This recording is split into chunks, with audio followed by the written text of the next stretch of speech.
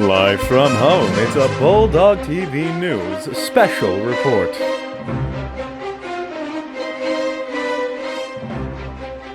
Good morning, Bulldogs. It's me, Ashley. And it's me, Miranda. And live from New York City, you're watching Saturday Night Live. Just kidding. You're watching this week's Bulldog TV News special report. A reminder to seniors, FAFSA opened on October 1st. Please make sure to fill out all the required information if you plan on applying for any form of financial aid for your future university or college. Free application day will be on next Tuesday, October 13th.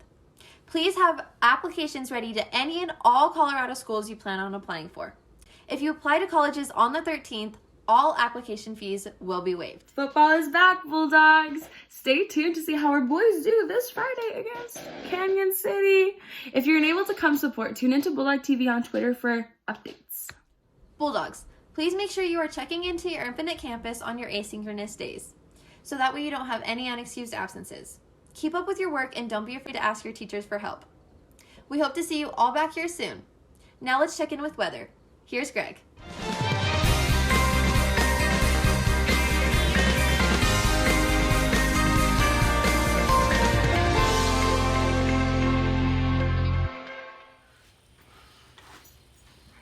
Good day, Bulldogs. I'm Greg, bringing you your weekly weather update. Monday, we're going to be starting off with a high of 86 and a low of 44. Tuesday, we're going to be moving on to a high of 84 and a low of 48. Wednesday, we're going to be moving on to a high of 83 and a low of 46. Thursday, we're going to be moving up just a tad to a high of 84 and a low of 57. And Friday, we're going to be rounding off the week with a high of 87 and a low of 51. Well, that's all the weather I have for you today, so let's send it back over to Ashley. Thanks, Greg. Now let's get ready for this year's football season and hear more from you, the viewers. Here's Greg with hashtag.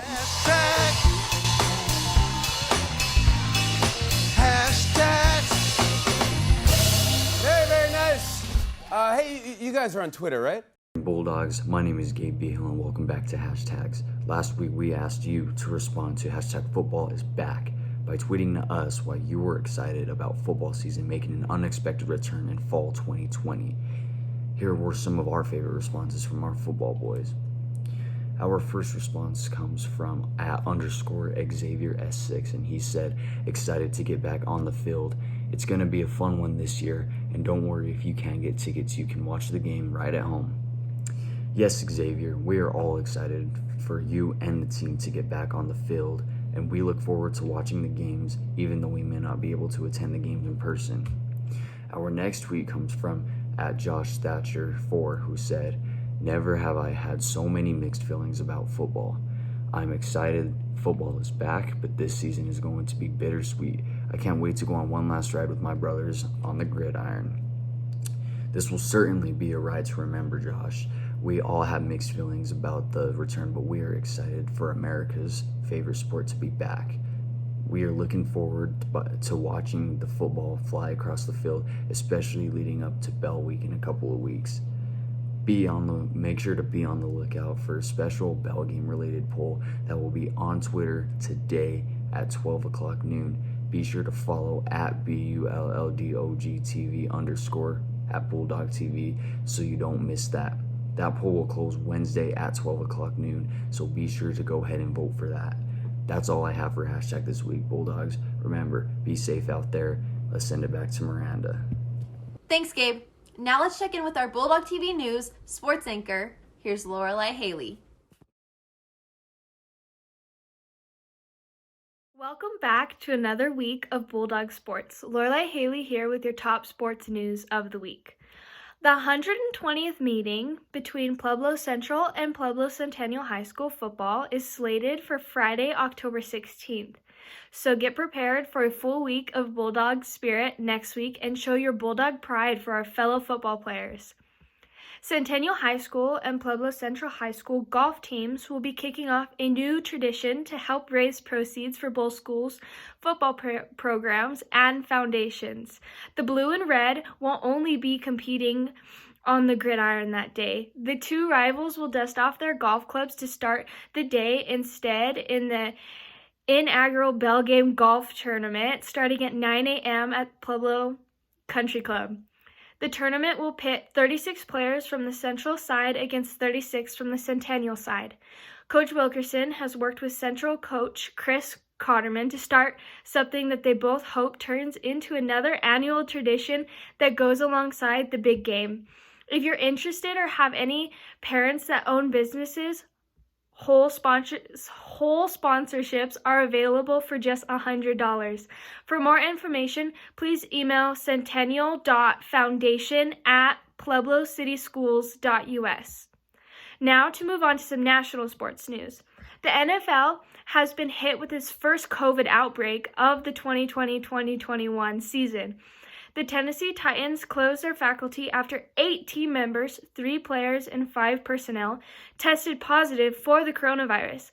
The league announced Tuesday, along with Tennessee, the Pittsburgh Steelers also have reported an outbreak, meaning that yesterday's meeting between the two teams has been postponed until further notice.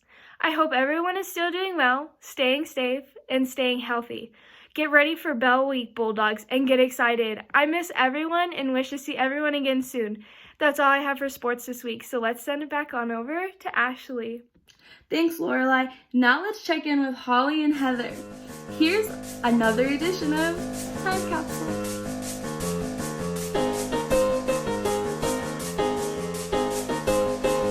Hey Bulldogs! Welcome back to our segment Time Capsule. Today we are covering one of the most famous comic strips of all time created by the equally famous Charles M. Schulz. As you can tell by our decorations, today we celebrate the Peanuts comics. Charles Monroe Schulz was born in Minneapolis, Minnesota on November 26, 1922. Schulz was always into drawing as a kid, and comics played a big role in his childhood. His life changed in the fall of 1942 when he was drafted into the Army almost a year after the United States entered World War II. In 1945, after the war was over and Schulz was discharged from the Army, he returned to St. Paul and lived with his father in an apartment above his father's barbershop where he worked for Art Instruction Incorporated. In February 1947, his first published panel comic appeared in a local comic book. He then went on to develop his first regular series of cartoons, which he called Little Folks, which appeared weekly in the St. Paul Pioneer Press. Of course, Schulz didn't see true success until he approached United Feature Syndicate with his comic series. They accepted the comic but renamed it Peanuts due to a conflict with an already existing comic with a similar name. His Peanuts comic strip debuted on October 2, 1950 in 7 newspapers and ran 6 days a week. That was 70 years ago. By the 1960s, Peanuts was growing in popularity. Ford Motor Company licensed the Peanuts characters for an advertising campaign. Hallmark also began creating Peanuts-themed cards, party goods, and ornaments. In 1965, the Peanuts characters appeared on the cover of Time magazine. In December that same year, the first Peanuts animated television special, A Charlie Brown Christmas, premiered on CBS, and the following May, Schulz was presented with an Emmy for the special. Peanuts gained more and more success through the decades, but on December 14, 1999, Schulz announced his retirement and unfortunately passed away 2 months later. Over 50 years, Schulz conceived, drew, and hand-lettered nearly 18,000 Peanut strips. The franchise brought in more than $1 billion annually. His relatable characters, including the famous Charlie Brown and Snoopy, have reached millions of families, bringing comfort and laughter. That's all we have for you today, Bulldogs. We will see you next week on Time Capsule. Now let's send it back to Miranda. Thanks, Holly and Heather. Now let's check in with national news. Here's Isaiah Ortiz.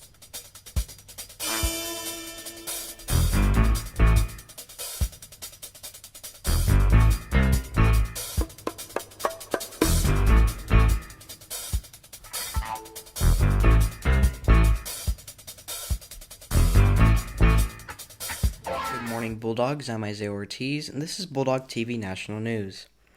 In this morning's continued story regarding the Supreme Court vacancy left by the late Ruth Bader Ginsburg, President Donald Trump has nominated Judge Amy Coney Barrett for the confirmation to the court by the Senate.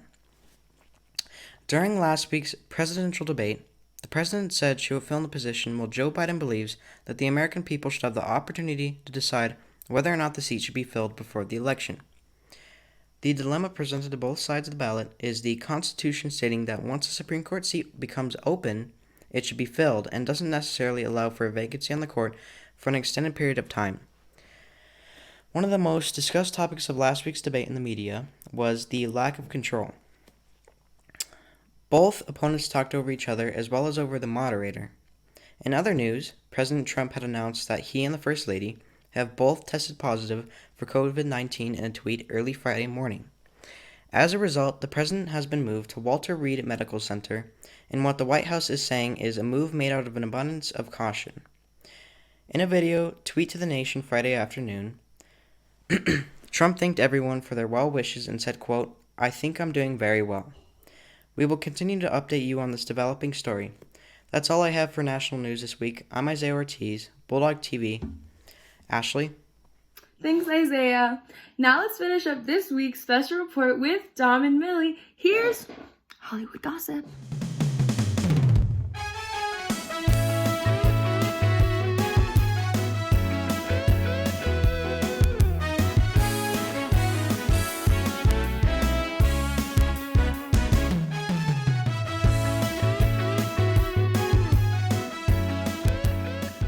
Bulldogs.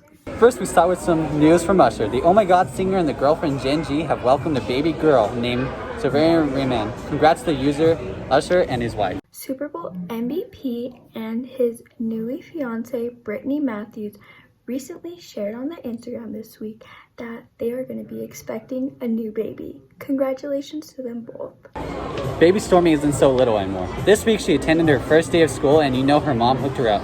She left with a $12,000 Hermes backpack to school. Wow, she could say that's a money bag. And that's the Bulldogs. That's all we have for you this week, but be sure to stay tuned for the Bell 2020 edition of our Bulldog TV News special reports, as well as a bunch of Bell Week content. Please remember to stay safe and healthy out there, Bulldogs. And from all of us here at Bulldog TV, stay classy, Bulldogs.